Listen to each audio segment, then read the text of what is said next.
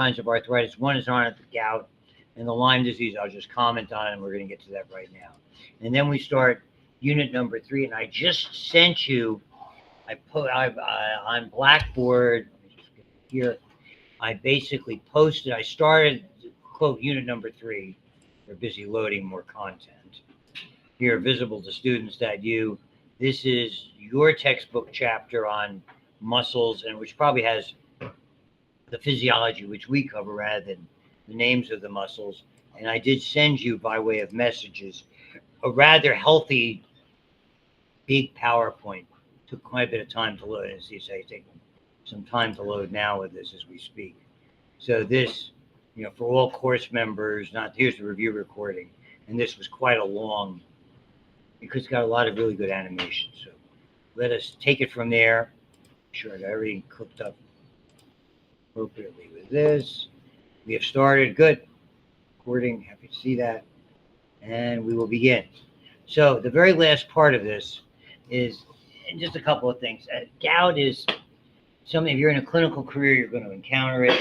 It doesn't really fall exactly into those. No, and it's very inflammatory. It's like having a hot foot. It's really intense pain that, fortunately, there's very good treatment available to. It's been around forever. It was Egyptian hieroglyphics demonstrated. So it's a metabolic disease. There's nothing new under the sun. We constantly turn over cells. We've talked about that ad nauseum. Part of the DNA, you remember the A's and the G's, when you break them up, they create a waste product called uric acid. In our body, in our bloodstream, we carry a lot of waste products, and we have a limited amount of waste product we can carry as it's eventually being excreted, gotten rid of in the urine. So uric acid is one of those. When we have too much of it, for whatever reason, and sometimes it's hereditary, sometimes it's diet, probably 90% of the times it's metabolic, hereditary, a variety of other factors. Maybe about 10% is diet. They used to think it was all about diet, but diet is a contributing factor, not a major factor in it. And I've treated a ton of gout over the years, so I'm pretty familiar with the disease. These crystals start to form, and unlike nice little salt crystals, they are like sharp daggers. If you Google an image of a uric acid crystal, it's like a dagger. It's a sharp spear-like tip, and it sticks into joints. Elbow is one, but particularly in the lower extremity, particularly in the foot, and the white blood cells come along, try to gobble it up. They can't. They release chemicals. It's just a vicious inflammatory cycle, and it looks for all the world like there's a giant infection going. But fortunately, there's a lot of good treatment for it, and it's a disease that thankfully can be controlled, because we think it has to do with the inability to get rid of the uric acid, and there's an enzyme that's either missing or misformed, and you can compensate that for medication. It's one of those needs, kind of like high blood pressure. There's a lot of good medications. As long as you're taking them, you basically can keep it in check, and it has relatively limited side effects. Would be the way to describe it. And you'll get more about that depending on where your career path is and whether or not you cover it in AP2 and metabolic diseases. Up between ages 35 to 55, more common in men. After about 55, it's about equal men and women. So it is more common in men early on. Classic place is the base of the great toe. It's got a fancy name. It's associated with it. And let me tell you, they're talking about just being gout, and before we had treatment, was fatal. It wasn't treated properly. These deposits of these crystals would form in the heart, would form in blood vessels, and people would die from the complications of the gout. So it's not this innocent, it's just an arthritis type of thing. And it was nasty back in the day. So, and that's about all I really need to say to you about it. I mean, and so it can really damage all sorts of organs. There'll be a question or so on this, on the exam. So it's fair play. So I want to tell you what's not on it. The next one is not on it. That's Lyme disease. Not that Lyme disease is probably more important, because it's something you're most likely to see in a clinical career, or you're most likely to see because it's going to happen to somebody close to you, particularly who live around here. It is the most common vector-borne disease in the United States. The reason I'm not going to go into chapter and verse about it is that's what we do in micro. And unfortunately, most likely 2 out of 3 of you are going to be stuck dealing with me in micro. Don't smile. It's a nightmare. Even I wouldn't have me for a teacher. I'd report me. That would be unique. There's nothing they can do with me unless I do something, a crime of moral turpitude, until the end of not this coming June, but the next June. They're stuck with me. Then I'll have to decide whether I'm sticking around or not. I'm not as young as you think I am. But by the end, and I expect major presence if you have me for micro, because probably around the time of our final exam, I'll be 75. I just, maybe you got to have something. I know it's hard to believe it could be that effing old.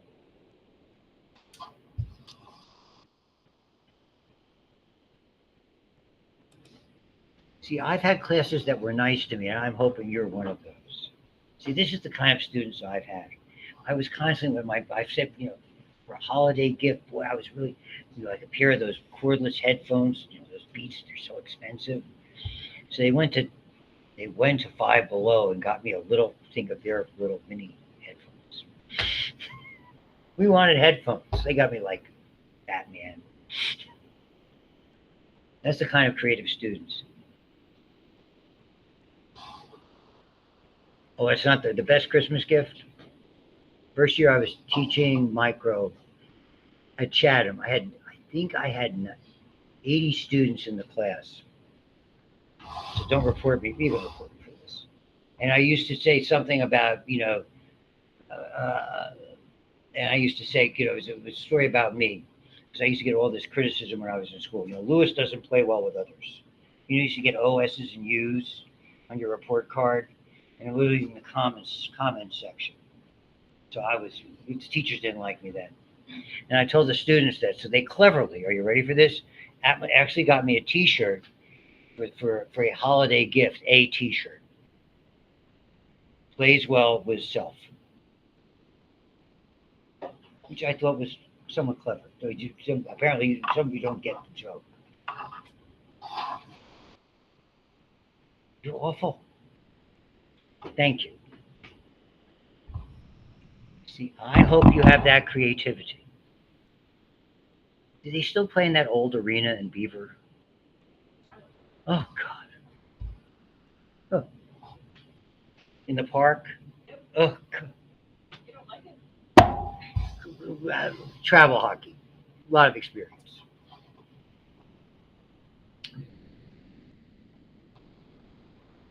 Did I mention my daughter is married to a former RMU hockey player? Didn't. That's the tie-in. He was actually drafted by the Penguins 20 years ago. Pretty good player.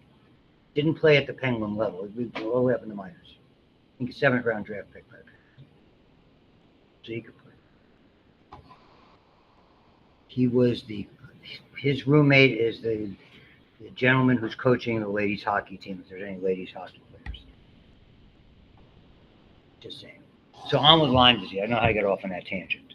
But Lyme disease is something you all see. It's because we live in an area with a lot of ticks, and we live in an area with a lot of deer. And part of the life cycle of, and I get into this in micro, and that's why there's not a question on it for here, is the deer plays an important role in why those ticks are here and when it's transmitted.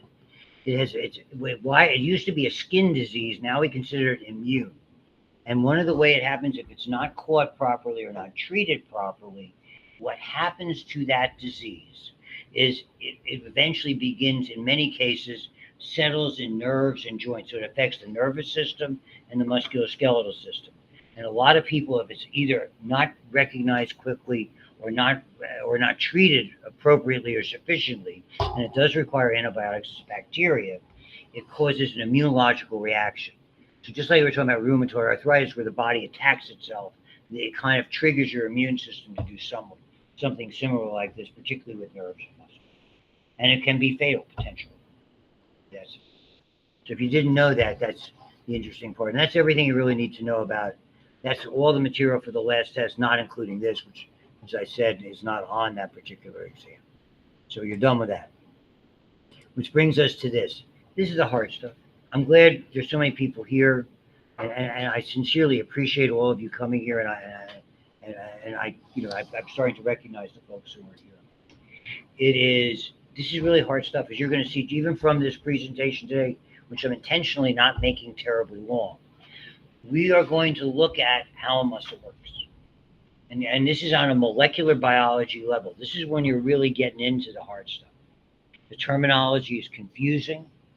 The way that we involve three major areas, and that's why we use this PowerPoint. It's got wonderful animations. We talk about how the nerve instructs the muscle to contract. So we talk about the neuromuscular junction. We talk about energy transformation. It's called excitation, contraction, coupling. How we utilize the energy to create a signal and how we change that signal into mechanical energy, contraction. And finally, how the contraction actually occurs through something that you'll come to know is called the cross-bridge cycle. That's why I almost have this, probably will this time, as a standalone chapter for it. It is that difficult. So please, okay, all of you have some time now on Tuesdays and Wednesdays.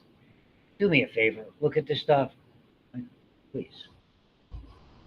Because this is really where a lot of students find to be very, very difficult. So I'm trying to be as straightforward as I can with you. Half the body's mass, the weight, muscles. Bones, not so much. The muscles are really what it is. So, we have people who work out a lot. That extra weight, a lot of it's in muscle mass, we have now a different understanding about how that impacts the body, but that's another course. And here's this idea of transforming energy from basically standard kind of, let's say, electrical energy or chemical energy into mechanical.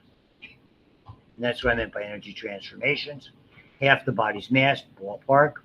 Different kinds of muscles. So I'll generically talk about this. You probably had a little bit of this in lab. It's not a big deal. Okay, there's really not a whole lot that I have to go over. Whenever you start to see any of these words either somewhere incorporated in a noun, the term myo or mes imply muscle. When you get to sarco, and that's where we spend most of our time, we're looking at the molecular level. You're going to see most of our study is going to circle around something called the sarcolemma, okay, and about the sarcomere. That's the repeat unit that's extraordinary, it's molecularly tiny, that really there are just thousands of thousands of them, and they use a really good analogy for this in this PowerPoint sequence, like little boxcars on a train. And what one does, they all do sequentially. Basically, you're going to see these boxcars to some extent shorten, and then depending on the shape of the muscle, they imply contraction. So the muscle doesn't bend. Okay? Depending on, it brings parts closer together as it shortens.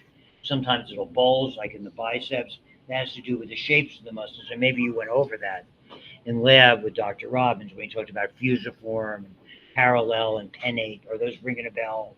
Those convergent, those types of stuff. All that terminology. Those are shapes, and then you can have some predictions about what the muscle will appear like when it's built up or when it's not. So our focus point for this chapter is clearly skeletal muscle and maybe a smidgen of smooth muscle.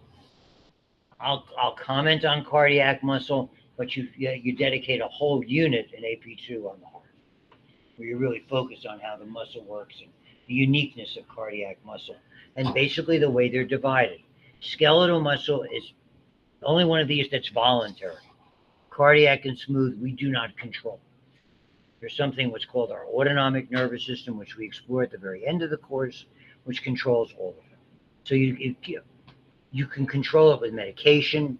Maybe you even control some of it with meditation. Okay, but the reality is we don't have any conscious control over those kinds of things. Skeletal muscle, we instruct. It's voluntary. So the name we give, voluntary, and the other thing that's really visible are stripes. And stripes imply strength. Okay, so when I use the word visible because it's very significant. All of these muscles microscopically effectively have overlapping proteins that create a striped appearance. They are not visible in smooth muscle, hence the name smooth.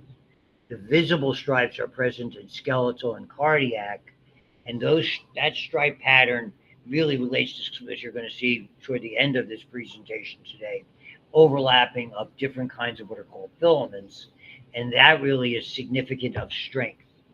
So skeletal muscle is very strong and voluntarily controlled. So it's voluntary and striped or striated.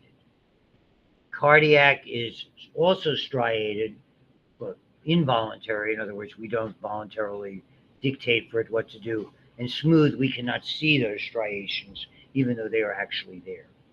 And again, they're involuntary.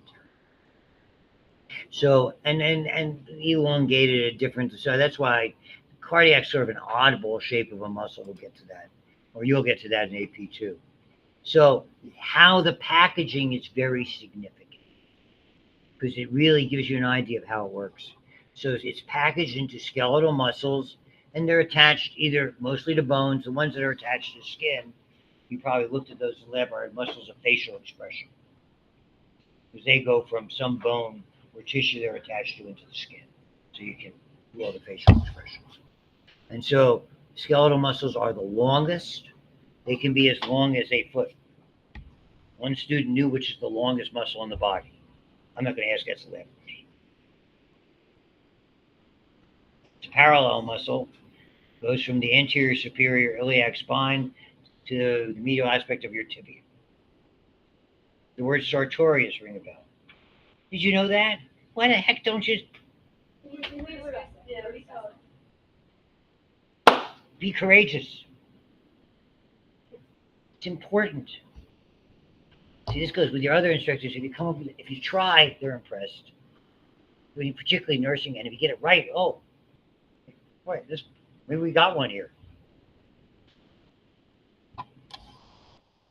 I'm being very honest with you. It's important. Courageous is important. Okay, moving on. So the sartorius is the longest muscle in the body. That's there, and that's roughly about 12 inches. That's an individual fiber. When we talk muscle, fiber means cell.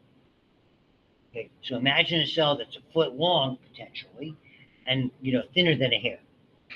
That's kind of what you're dealing with. So it's microscopically thin, but it can be that long. And nerves are even longer.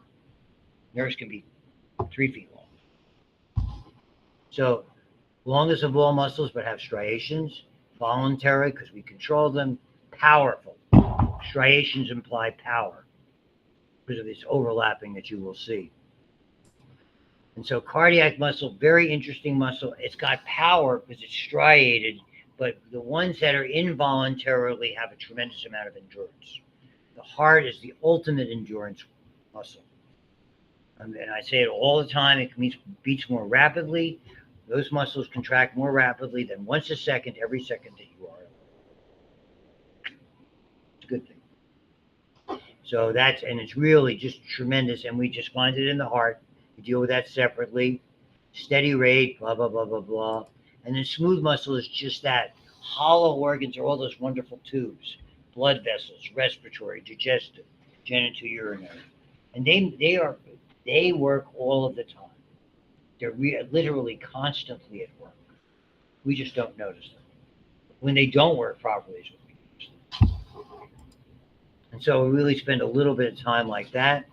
And I don't get a lot out of these. This would be more apropos of lab if you're doing microscopy. This is a fairly easy, these are actually very, very distinctive structures microscopically. And this is the big deal. They're excitable. That's that whole thing about resting membrane potential. Every cell has a resting membrane potential. The ones where it can change rapidly across the membrane can conduct a signal, like a nerve or a muscle. We call that excitability. They will receive and respond to that stimulus, and it'll carry its way along the membrane, not in the interior of the cell, but along the membrane. And in doing so, in the case of muscle tissue, that excitability will translate into its ability to shorten. You will see that effectively these cells kind of compress on themselves. It's almost like a telescope that's out and you can pull it back in. Okay, and you push it back in if you have one of those pirate,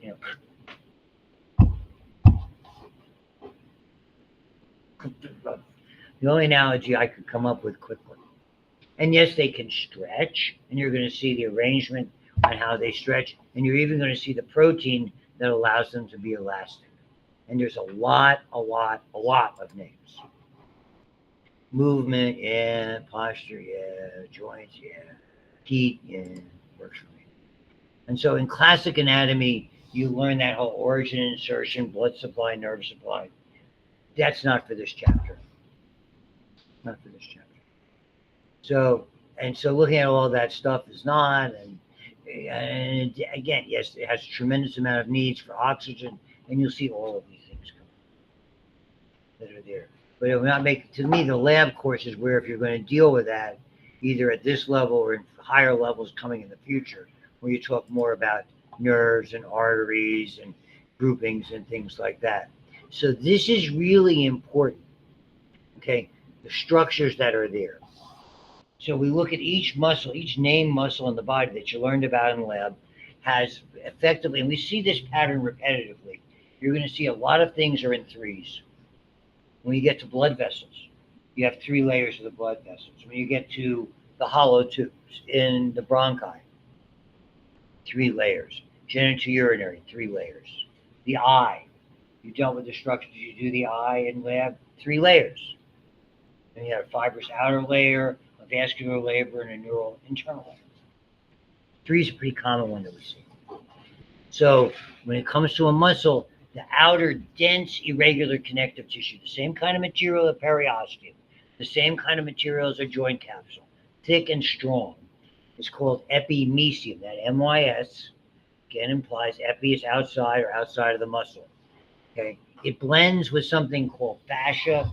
I don't know if you ran over it, but imagine if you didn't have fascia, is like another layer of connective tissue, not quite as dense, that helps to bind the muscle to bone, and it gives it the ability to fire. We have fascia. If you know somebody who's an athlete, they may have developed something from overexercising called a compartment syndrome, because the muscles are bulging so much against this fascia that they swell and they begin to get, and it really hurts the muscle, and it can damage the muscle permanently. You just have to cut slits in it. And so there's fascia around the thigh and fascia in the arms as well. So that's something that's noteworthy anatomically, not really for our class. And as you'll see, you're going to see, and it's better for me to show you the diagram, you're going to see something called peri. Peri means around. And again, that's not quite as dense tissue, but it makes little bundles. It's very organized. Nerves are organized the same way, except we use neurium, epineurium, perineurium, and endoneurium. When we get to nerves, the difference you'll see anatomically between muscles and nerves. Muscles, the blood supply comes from the out. In nerves, it's in the middle. It's already there, and the nerve kind of wraps around it. So the best way is to show it to you this way. So here, let's say it's the hamstring muscle. So the epimysium is thick, very strong. If you see it in a piece of meat, if you buy a side of beef, or you buy a long piece of, let's say, a beef tenderloin like that. Okay, beef tenderloin, if you slice it this way, becomes filet mignon. Long way, it has this outer area, something we call in cooking silver skin. Something you have to kind of cut off, because when you cook it, it'll get all gnarled and thick, and you can't possibly digest it or chew it. So that basically provides some of the shape. And then these little bundles inside are all called fascicles. Okay. And now they have a tissue that's much more fatty in nature, and that's called the perimysium. When you look at a cut of meat that way in a grocery store or in a butcher shop, we call that the marbling pattern.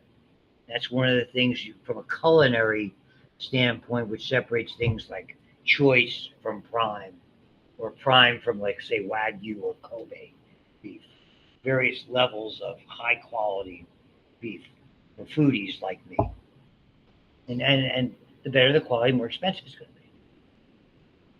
So this is what that's what that slice looks at. So if you ever hear the term, it's got really good marbling, because there's fatty components in that, and fat equals flavor. And now if we take out one of those fascicles and pull out, that's a fiber. This is the individual cell. And again, it contains a whole bunch of these flexible rods, and they are called fibrils. Again, a suffix that means it's smaller. And inside those fibrils, are you getting ready for all the nomenclature, are filaments. So we're going to look at the muscle fiber, this individual cell, which is very unique. So unique, it's a multicellular structure, which means if it's damaged, it deals with scar tissue. We can't make any more. Whatever you're born with, that's what you got. So if you pull out that fascicle, that bundle, these mini bundles are called fibers. Another term for fiber in muscle is a cell. So this is that long cell that could be a foot long, potentially. And all it has is a series of flexible rods. They are called fibrils. And when we pull out those rods, they can turn, and we look at those rods individually, they have protein filaments in them. That's why this is a confusing chapter to start, because the nomenclature, the terminology, is inherently hard. So on a test, if it says fiber, it means one thing. If it says fibril, it means something. If it says filament, why do I have to learn all this nonsense that I'm never going to have to use again, most likely? Because it's a way of understanding how important words matter. And sort of in test taking, and that's one of the problems I know students have early on, is misinterpreting what the words mean. Because particular words mean particular things. So I'm not going to do the attachments and the insertion and origin. Don't care. You already talked about this a little bit. We did. You can insert directly into, fusing it with the periosteum right into bone, the way a lot of those attachments are, or they can have indirectly like a tendon. And I mean, I don't know. I guess when I talked to the other class, they didn't know what an aponeurosis was. That's like a sheath. Again, it's sort of like when you have a six-pack here. Okay, that's called the linea alba. That's an aponeurosis. Bottom of the foot, plantar fascia. On top of the head, it's called the galea aponeurotica. So it's the way you wrinkle your brow. You have frontalis and occipitalis. Did you do those? Yeah. So sometimes it's like that. That's anatomy. That's lab. Don't do it. Same illustration. The hard part's coming. So they're showing it to you. Now we're pulling out that fiber. Here's the fiber. This is where our studies are. You can start to see that stripe pattern beginning to rear itself. So what surrounds that fiber, is called endomysium. Delicate, soft, connective tissue. And underneath that, now we start to see the term sarcome. So the sarcolemma is really the cell membrane of this muscle cell. So sarcolemma is another term for, we use sometimes interchangeably with membrane.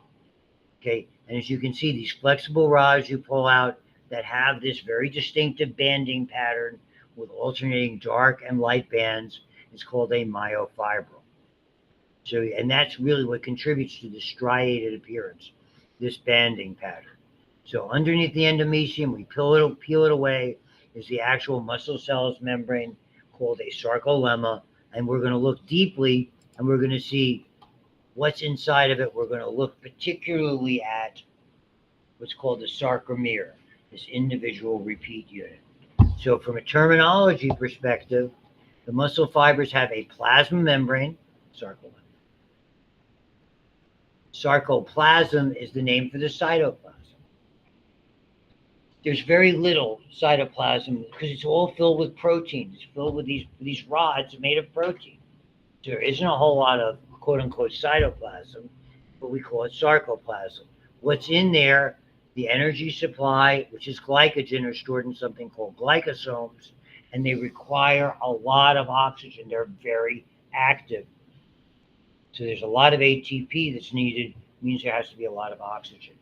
The oxygen carrying compound that's in there is called myoglobin. And your bloodstream for the oxygen for the rest of your body is hemoglobin.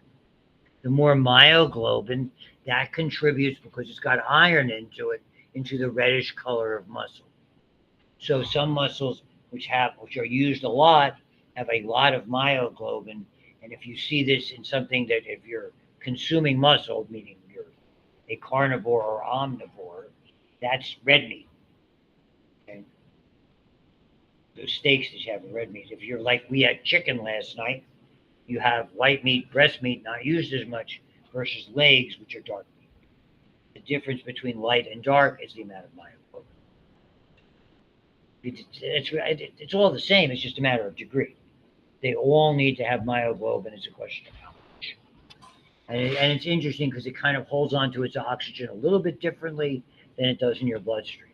But that's something you're not most likely not going to cover extensively at AP2. I don't do that. I do it a little bit more with my advanced physiology students because they probably are going to need to know it.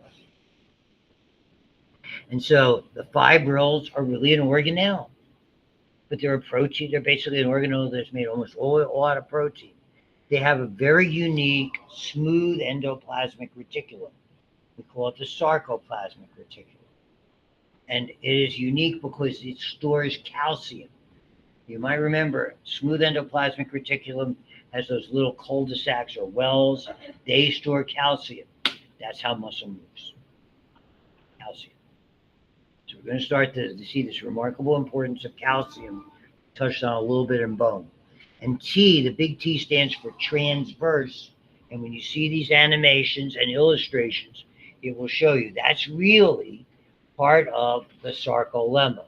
Those are interesting folds of membrane that bring the signal all throughout that individual bone. So even from this little talk that I'm giving you over the last 20 minutes about all these components, you should be beginning to appreciate the complexity of this structure. That's why I typically make it a standalone unit.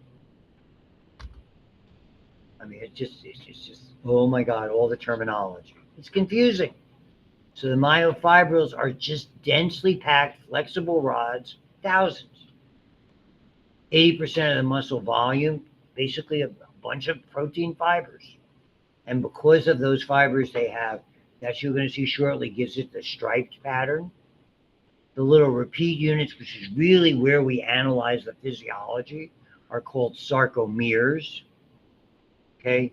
And those sarcomeres contain filaments, basically made of two major proteins you will come to know are called actin and myosin. You already heard about actin. Okay? Those are those microfilaments that are inside the cell, and they have a lot of different roles inside the cell. And we can build them and unbuild them. These are built. They're going to stay built. They're there. And so the actin is really important. The myosin, you're going to see, interestingly enough, is a braided protein. That's very interesting. That's a true motor protein. Because by changing shape, what it's going to do is take the little boundaries. Think of these little boxcars, okay, almost being like this, like a unit, and it's going to be pulling the sort of the boundaries of the walls of that unit close together. And if you do that for thousands of them, a tiny bit of motion, thousands of them, that's how muscles contract. I always use this analogy, and people are becoming less familiar with it. You must not have my affection for old horror movies. That's a very Pittsburgh thing.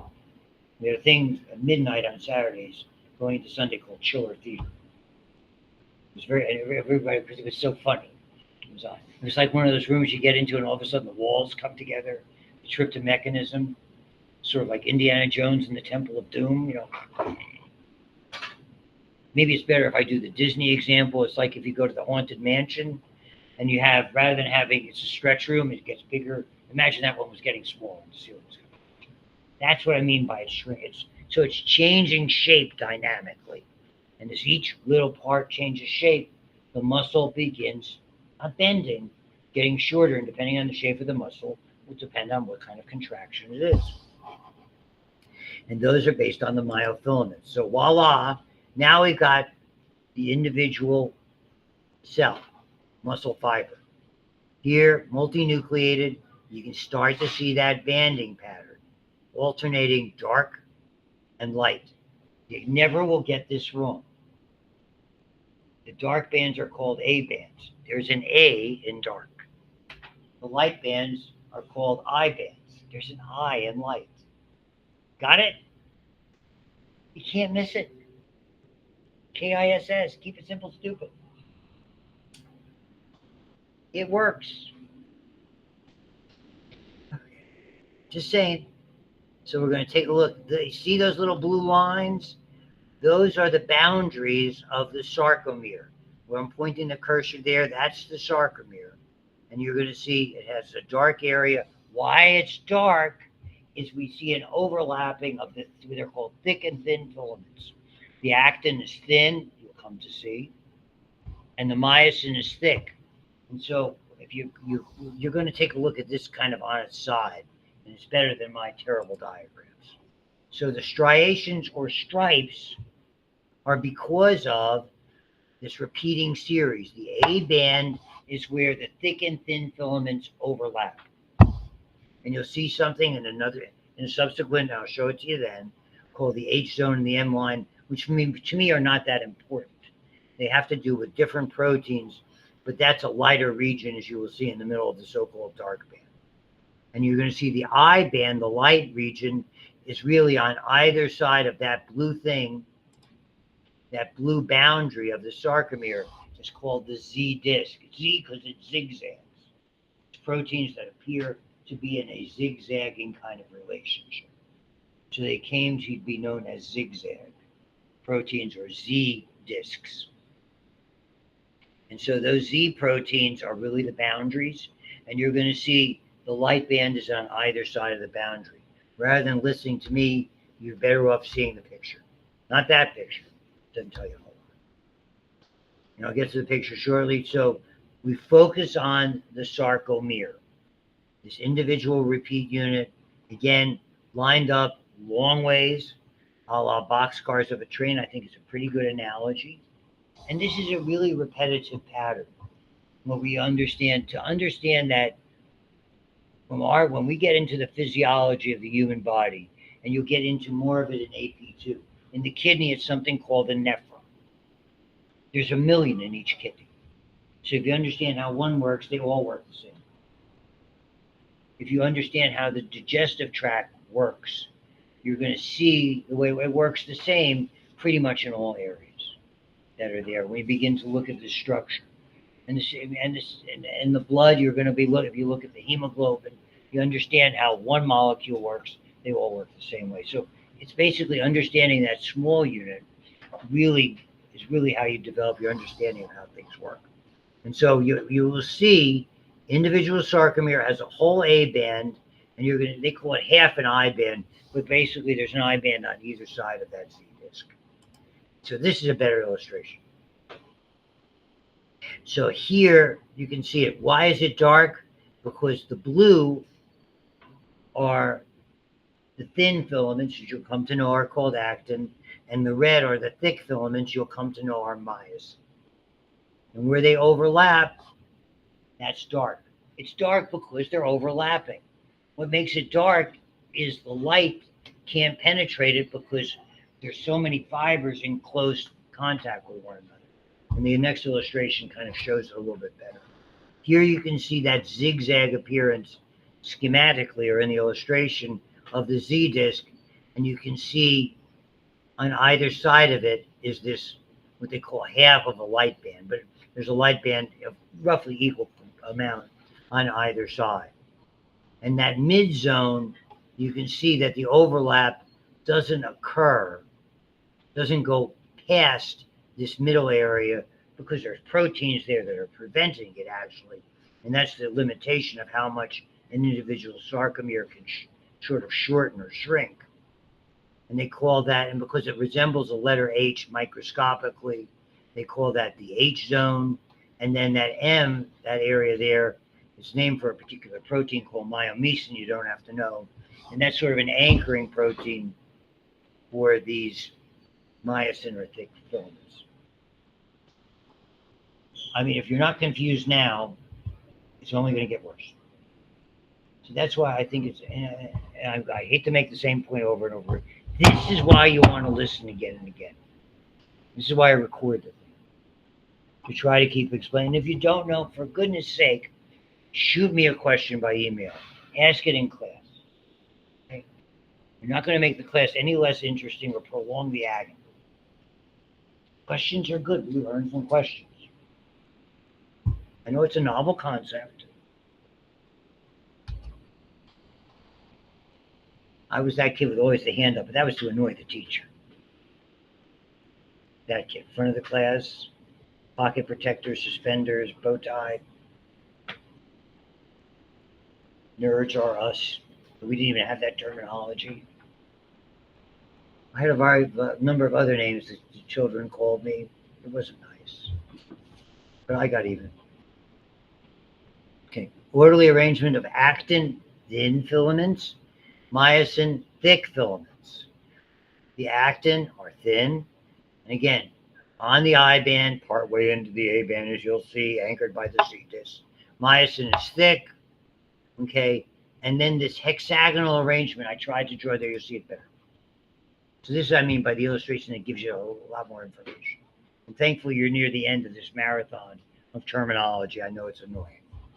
The I band, okay, is here.